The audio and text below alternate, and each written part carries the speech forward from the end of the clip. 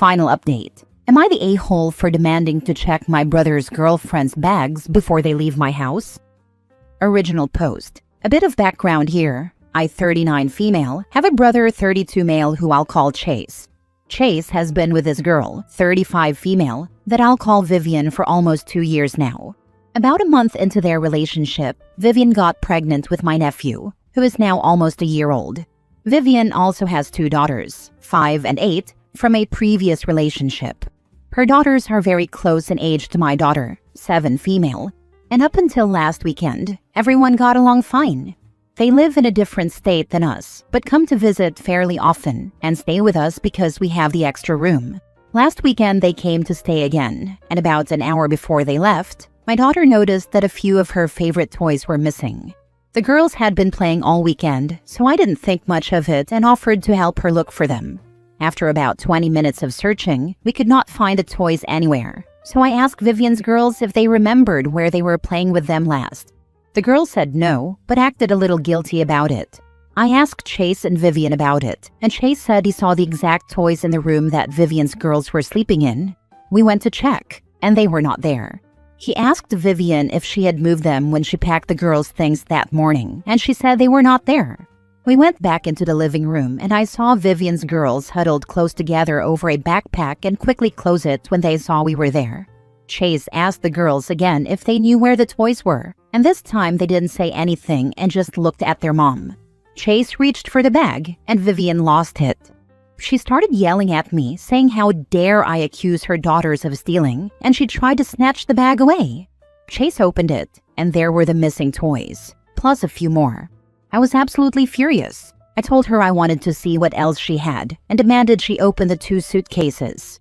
She said that was an invasion of her privacy and tried to take them and leave. Chase stopped her and made her open them. She had taken several tops, a few skirts and dresses, and a brand new pair of Nikes that belonged to my daughter. I took everything back and told her she and her girls were not allowed back in my home. I have since received several texts from her and a few unknown numbers telling me I embarrassed her and upset her girls because they were promised the items. Chase is upset with her, but said I was too mean to her in front of everyone and that I could have handled the situation more privately. I do feel awful that her girls left crying, but am I the a-hole for how I handled the situation? Edited to add answers to a few questions I keep getting. I am not sure who promised the girls the items. She wouldn't elaborate, but I'm assuming it was her. She wanted me to pull her aside into a different room away from Chase and the kids to talk the situation out. Also, yes, I'm 99% sure the baby is his. He is almost a carbon copy of my brother when he was a baby. I do not believe the girls knew they were stealing the things. I really believe their mom told them I said it was okay. We have never had problems with the girls before this. They really seem to be good kids. Also, I'll be talking with my brother tonight or tomorrow to discuss things further. Now for the top comments before reading the updates. Not the a-hole. Holy crap. That is a hot mess. You should not feel bad for their crying, but you might talk to your brother about his terrible choice in partners. Our family never really loved her, but she has never done anything before this. To my knowledge, that was a major red flag. Unfortunately, even if he does leave her, he's stuck for another 17 years. Not the a-hole. I may not have thought to open the suitcases. I would have thought the girls just stole the toys, but the clothes make it seem like it was Vivian's act, especially if the girls were promised them. Who else would promise them?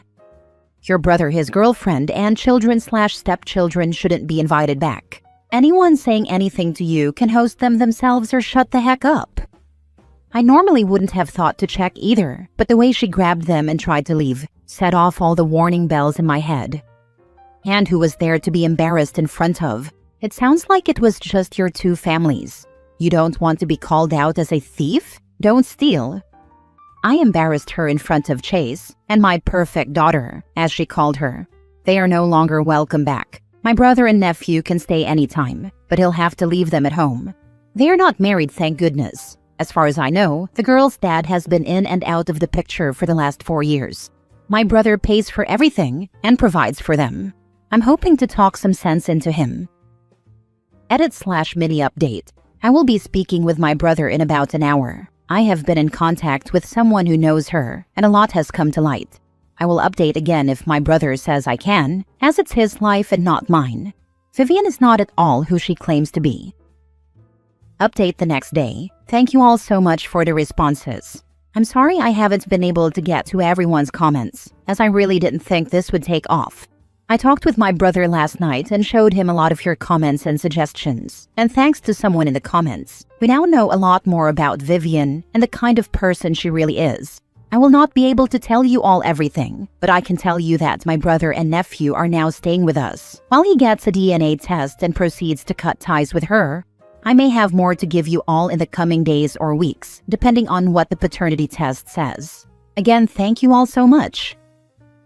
Now for the background story of Vivian from a different poster, someone who grew up with Vivian.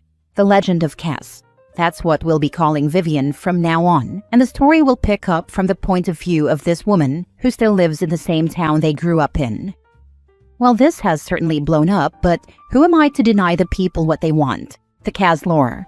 For obvious reasons, I'm going to be a little vague with certain details for privacy reasons. Mainly, I don't want this crazy train coming back into my life, and hopefully you'll understand why by the end. So buckle up. This one is long and wild, and please don't judge me. We don't associate with any of these people anymore, and haven't for over a decade. Also, I will say that she is a very pretty girl, and has usually gotten whatever she wants from men, so she's not used to hearing no. 2005, when I was 18, my then boyfriend, now husband, and I were invited to a house party hosted by a friend of a friend to celebrate graduation. We knew about half the people there and had been to the house a handful of times before.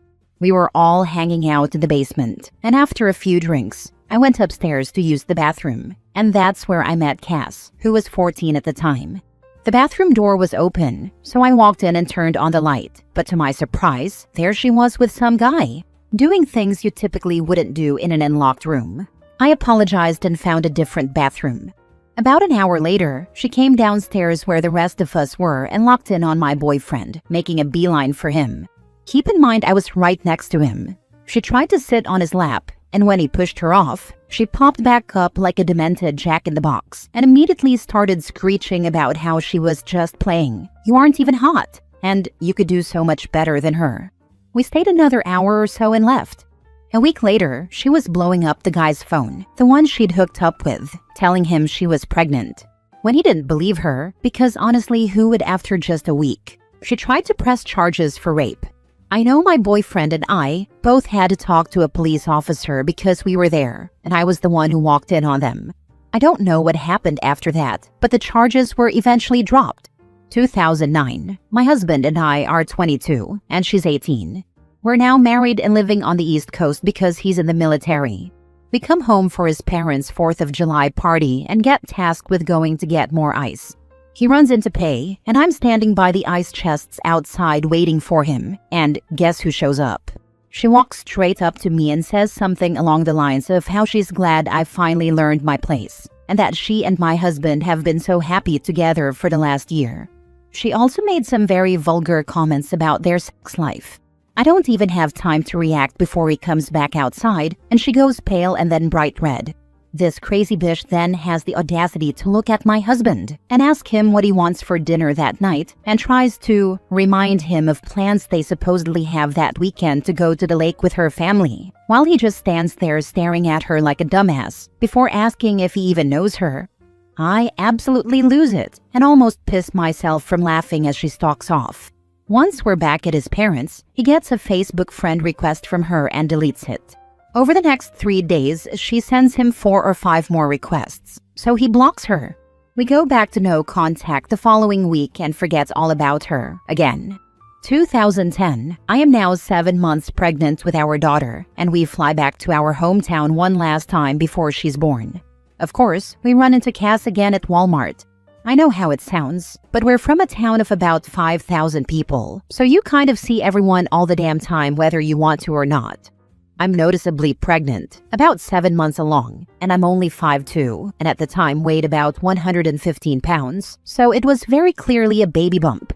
She's with her sister, and they seem to be following us, but we try to ignore them. We're checking out, and again, they're right behind us, still acting like children. But in her defense, she was 19-ish at the time. We're still ignoring them when her sister says fairly loudly, "He'll dump her now that she's fat." We continue to ignore them and leave the store. Later that day, a friend tells us to check Facebook, and lo and behold, there's a picture of me in the snack aisle with the caption, "When you catch your surrogate buying nothing but junk food," and so many comments agreeing about how horrible I am. This psycho had been telling everyone that I was the surrogate for her and my husband's baby. We filed a restraining order the next day. 2018, we moved back to our hometown and buy my family's farmland to start our own cattle business. Highly don't recommend if you like being able to make and keep plans, see your family, or take vacations. As far as we knew, she had gotten married and was living her life away from us.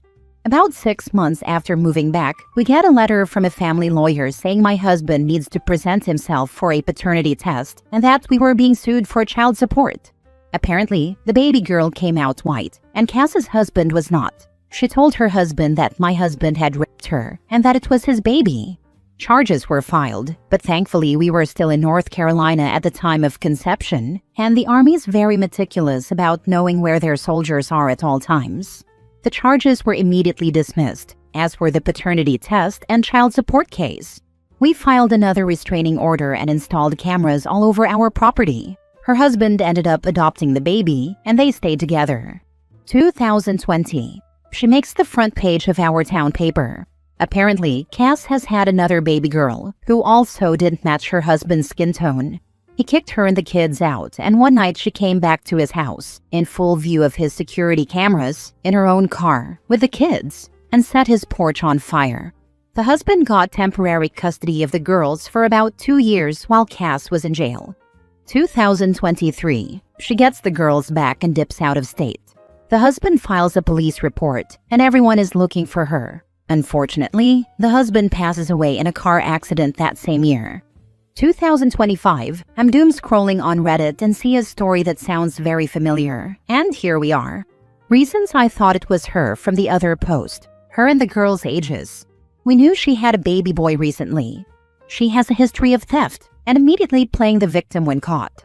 We still have a few mutuals on Facebook, so I do see her posts from time to time and knew she moved in with a new guy, OP's brother from the other post, about a year and a half ago. Well, I think that's the meat and potatoes of it. I'll be around later this afternoon to answer any questions. I may have some of the dates off, but hell, my memory's trash these days, and I try not to think about her or any of those crazies. Her fixation on your husband is so scary. Hopefully she continues to leave you alone. I also hope her kids turn out okay, because between the other story and this one, it sounds like she has many personal growth opportunities. She's tried to reach him via social media a few times, but we don't really do Facebook or anything like that anymore, and just try to live pretty private lives. I really think part of it is jealousy, because he's one of the few who never fell for her charms. Like I said, it's a very small town, and she really is a pretty girl. Be prepared, she's crazy, and she'll come back when she reads the story on Reddit and realizes it's about her, and maybe reads this too. We have enough to get another restraining order at any time. We also have security cameras all over our property and a few dogs that are the embodiment of wish an MF would. As batch crazy as this chick is, I'm super glad to see you and your husband have stuck by each other's side. That part makes me happy for you. Thank you. He's my best friend and has been since 8th grade. The crazier thing is, he's not the only one she's latched onto over the years, but I don't feel comfortable telling other people's stories. I'll get a hold of the other guy she's been obsessed with and see if he'll allow me to tell his story on here. Now for the first update from the second poster's point of view. Hey all, this is probably going to be the last Cass update for a while. It's been a rough 48 hours between some issues we're having on the farm due to 4 days straight of rain, and Cass finding the posts about her. I'll try to be brief, but give you guys an update as to what's going on. I have been in contact with the OP from the first post, and have permission to include a couple of updates from her situation as well. Cass has been arrested. Her girls are safe with OP's brother, and they are all back at his house. She found the posts and went feral with comments, and even a post that included a picture of my husband she took from my Facebook, which I have since had to deactivate. We called our local sheriff's department about the harassment and learned she had an active warrant. I was able to get in touch with OP to find out exactly where she was, and they contacted a law enforcement agency in that area, and they went and got her. We have pressed charges as well. Right now, she's looking at stalking, harassment, child endangerment, resisting arrest, and assault on an officer, among the charges she already had pending. I knew what might happen if I responded to OP's post, but I do not regret reaching out to her or exposing her antics. What matters is everyone is safe, and she is being held without bond. This is what the OP from the first post messaged me. The girls are safe with my brother, and he has all 3 children. He has been awarded temporary guardianship and will be getting them into counseling in the coming week. I tried to press charges, but as the items never left my home, I was unable to. We will have the results of the paternity test next week as well, but no matter the outcome, he will be trying to get full rights to my nephew. Edit. Guys, I have had several messages asking for a picture of her. Let me make this very clear. I will not be doing that. I will not be posting her picture on here. I will not be posting her picture in some random group on Facebook. I am trying to protect my family along with the family of the OP of the first post. Heck, at this point, I'm also trying to protect her girls. Stop asking for her picture and pictures of the girls. Second update. Good morning all. I have a couple of updates for you, but first we need to discuss some things.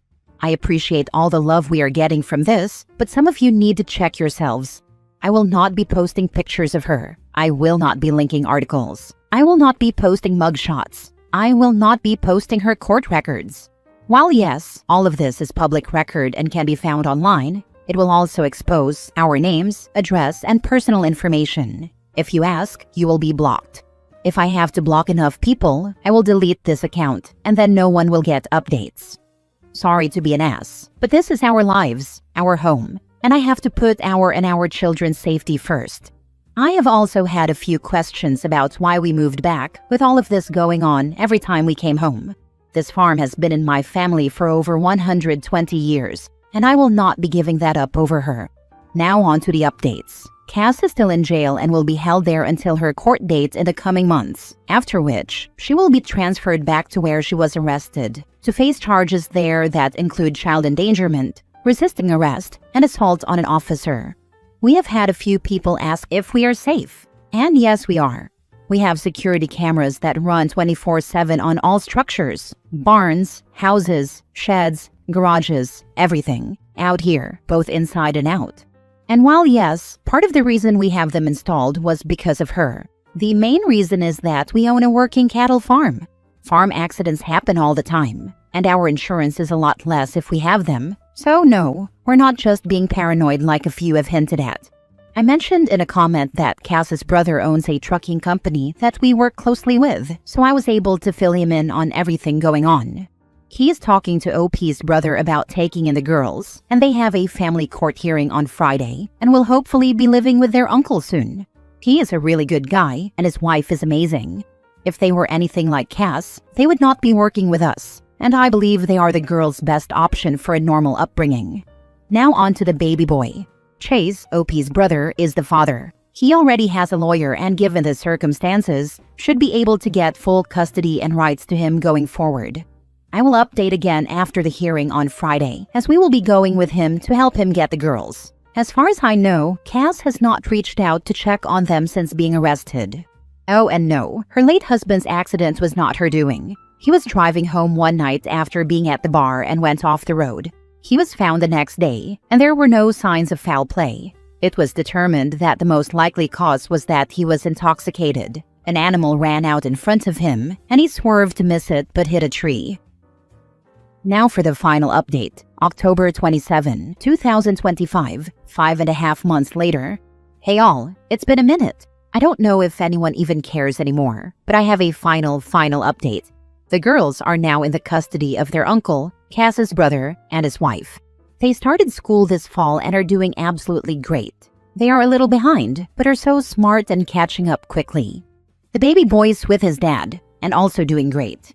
Cass is locked up and will be for at least the next 3 to 5 years. She pled guilty to a lot, which expedited the process but did reduce the jail time. She signed her rights away to the baby, but not the girls. That is still ongoing, unfortunately. Good update, OP. I hope things will start getting better for you and that other OP, now that Cass is no longer an issue. I hope the girls aren't hurt by any of this and live a much better and happier life. Like I said, they were a little behind academically, and they do have a few behavioral issues. But all in all, they are really good kids. They are doing so much better than anyone expected and are in therapy. We even had them out to the house a couple of times to see the new calves, and they really enjoyed themselves. Last story. Am I the a-hole for being told I was a bad guest after taking care of my sister for a month during her surgery? Am I the crazy one? I, 20 female, stayed at my sister's house for a month. My sister had surgery and could barely move without help.